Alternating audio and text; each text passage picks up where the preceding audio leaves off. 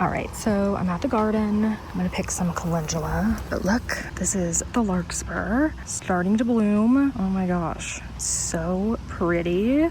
Wow, they're kind of in an inconvenient spot because my stepping stone is right there, but I love them. They're beautiful.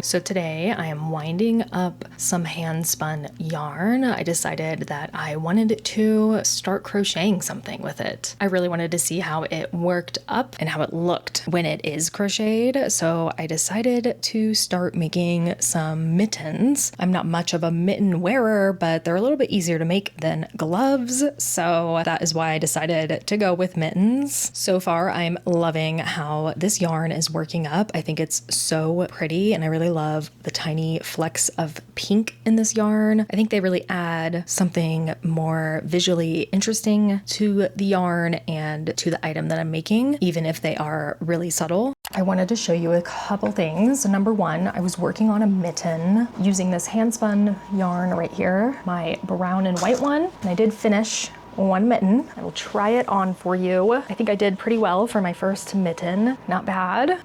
It's comfortable, it's warm. It's a little roomy, but I think that's okay. And I'm starting on my second one right here. And then I wanted to show you this yarn. This is the yarn I got in, I think it was Longmont, but the brand was Greenwood, and it's so beautiful. Oh my gosh. So I put up on TikTok the process of making this yarn and I was asking what color I should apply it with. Someone said like a dark blue, and I was thinking the same. I think a blue would suit this yarn really nicely, and I'm thinking more of like a dark denim blue maybe. We're gonna dye up some yarn today so I can finally get to applying that. So let's go into the kitchen. Also, look at my dog in my chair. He just made a bed using my sweatshirt. So cute. Hi. Did you make a bed? It's so good. What a good bed.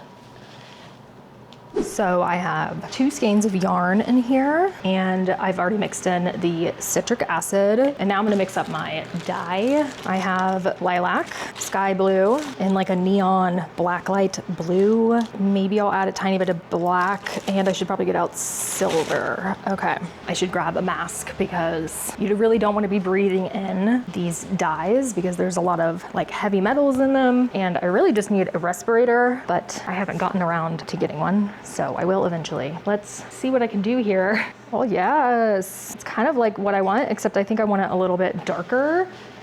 Also, when you're doing solids, you could totally put this in a pot, but I don't know. I like low immersion dyeing because I feel like you get more, I want to say variegated areas or like more dimension. I don't know. It adds more like of an interest to the yarn rather than it just being totally solid blue. I like to do a little weird speckles and all types of things. Even if it's just being plied, I don't know. I just feel like it just adds a little bit something more to the yarn than it just being fully solid. Also, this might not be enough for the whole pan, so I'm gonna have to mix up more. I don't know. I'll just put this over here and I'm gonna mix up something entirely new. I think I'm gonna add like a little bit of black light blue. I don't know what it's gonna do, but sure, why not? Okay, similar. We'll try it. So I'm temping it, and this side is at like 150. This one has a bigger burner. This one is a smaller burner. So I kind of have to balance them. This one's at 130. You want it to be like 180, between 180 and 190 for the dye to fully take or whatever. So I think I'm gonna go ahead and pour in the dye and continue heating it, and we'll see what happens. All right, I'm ready. Are you ready? Because I don't know, I'm a little nervous. But I'm just gonna pour it in like this. Beautiful. Okay, probably gonna have to mix up more. This one kind of has a little bit more purple. Maybe I'll do more blue. We're just experimenting here. I know it looks like a total mess, but it's gonna be just fine, I promise. At least that's what I'm telling myself. Looking better, that's for sure. I think I'm just gonna go through and add some speckles, see how this turns out. Not that it's gonna show speckly on the yarn, I don't think, but just to add in some more dye. And I think I'm gonna do a little silver just to mute it a little bit as well. And then a little bit more blue, 146, 127. And then the middle, which doesn't really have any heat at all, is 140. So that's pretty good. So I'm gonna let this come up to temp, and then I'm gonna let it sit for, I don't know, 30 minutes or so. Then we'll check and see if the dye has exhausted. Because as you can see right here, there's still blue, and we really want this water to be clear, and that means that the yarn has taken all of the dye. Okay. Let's check this out. Much better, still a little blue, but not too bad. It looks so bright. I just don't know. I guess we go with it. I think it'll be okay. I'm just gonna let it sit here and let it come to room temp. And then after that, I will rinse it. We're not quite done yet because I flipped them and I realized there are some white spots. So I'm just gonna lightly go through and just dye these areas. I will turn the heat back on. I could definitely do a speckle maybe. We'll see. We'll see what I can get into here.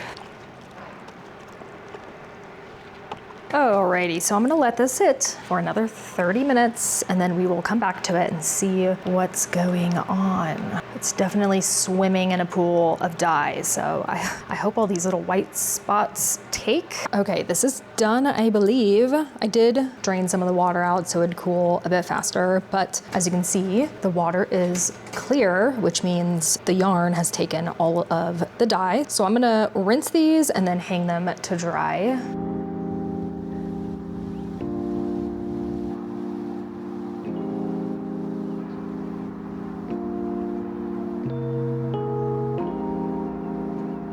I wanted to go over some things that I've been working on or that I've made, so let's get into it. First, let's start with cross stitch. Here is my progress on the sewing tomato. I'm working on the border right here. I think that's all I have to do is, I've done 4 of these like red buttons and I need to do 4 more going down here. It's a bit repetitive. You have to change colors a lot, so that's why there's so many strings everywhere. So I have got a little burnt out on it, okay? I was working on it every night and then I was just like, I cannot do this, I need to do something else. So I started something else just as a little palette cleanser, and it looks like this. This one's really fun. It's so cute, it's bright, it's really simple. So I bought a pattern. It's actually a crochet pattern off of Ribbler, and if you don't know what Ribbler is, it's a app for crochet and maybe knit projects, but I bought it on there. The designer is Smidgen of Sam. It's called Summer Solstice Tapestry, and it had like a little chart to go with it, and I just converted it to cross stitch. So easy. It's going to be a moth. Actually, I'll have to show you. It's kind of confusing to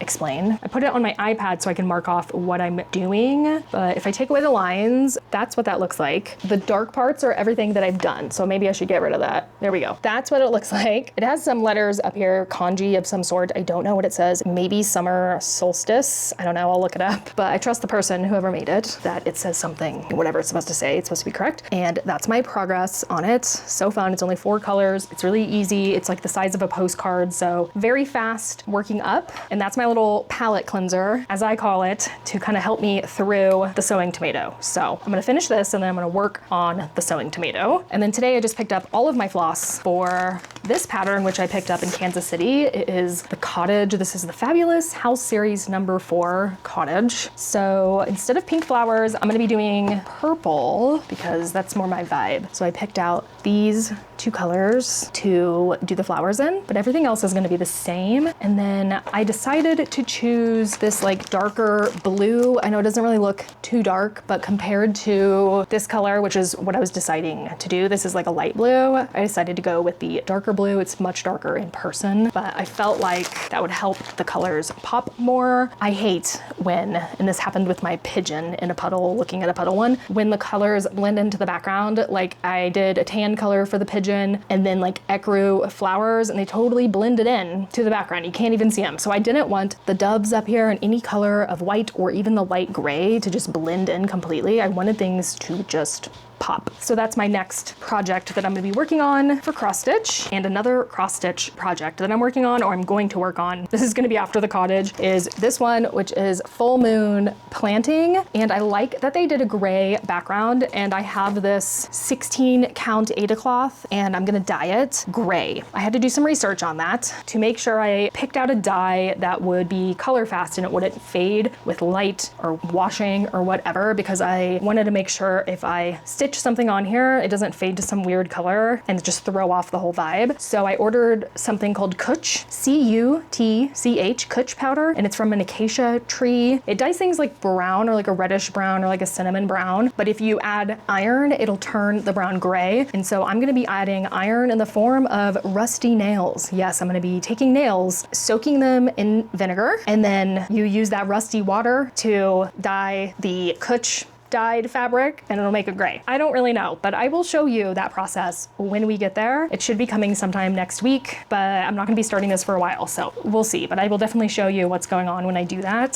So that's all for cross stitch, and I worked on some crochet. It's the middle of the summer. I'm a seasonal crocheter. I usually crochet or knit or work with yarn in fall to winter to early spring, and then like during summer, I focus on gardening and like other crafts, but I really wanted to work with my hand spun yarn. So I made a balaclava, and this is actually made with my hand dyed hand spun yarn. So it's like super special. I love how it turned out. Like how the colors came out are so beautiful. They're like almost striped. I will try it on for you. It kind of looks ridiculous. I don't know, you know, this yarn was a little thicker than what the pattern called for, so I did a lot of measuring on my own head, but I think it turned out well. So let me try it on for you. I love it. Okay, so here's the side. We got drawstrings here, which they go around the face hole. So this is the face hole, and then I can tie it like this if I wanted to, but I can't really see. I really love balaclavas for when I'm taking my dog outside in the wintertime. I can throw this on my head, I can go out there, do my thing, and we're done. Because it gets really windy here, so it's cold, but then there's like the icy wind, and these are so perfect. I might look a little ridiculous, but I don't care. I think the top looks okay. I didn't want these corners to be too pointy, and I don't think they are, so turns out well, I think. And then I decided to randomly make a pair of mittens, which I've never made before. I have never made gloves. This is also with hand spun yarn. I really wanted to see how it turned out. This is the brown and white that I spun up. The white was a single ply yarn that I did not spin up, but I spun up the brown one, and then I plied those together, and this is how they turned out. I actually used pretty much all of the 2 skeins that I had for the brown and blue one. This is all I have left. And then these were like a skein and a half. This is what I have left. So pretty. I love like a marled yarn. I love how it looks when you crochet or knit it together. So here are my mittens. I think this one might be a little bit wider, but it's okay. Nobody's going to know. I've never been a mitten girly, but kind of like these. I could also take these to take the dog out really easily, because to hold the leash, I really don't need all of my fingers, but here they are. Cute. So that's everything I crocheted. You saw me last spinning this yarn right here. So beautiful. Oh my gosh. And I was trying to figure out what I wanted to apply it with, and I decided to go with blue. I wanted like a dark blue or like a denim blue, and this is what I got from dyeing. And you know what? I like it. There's variation in the color. Some is bright, some is light, some is dark, some has a little bit of purple. I like it. That's what I'm going to be working on today, actually, is plying these together. I hope they turn out nicely. I really have no idea what it's going to look like, but we're here to experiment and see what is going to come out of this. So I think that's all I have to talk about today, and I'm going to get on plying this yarn right here and seeing how it turns out. So let's get started.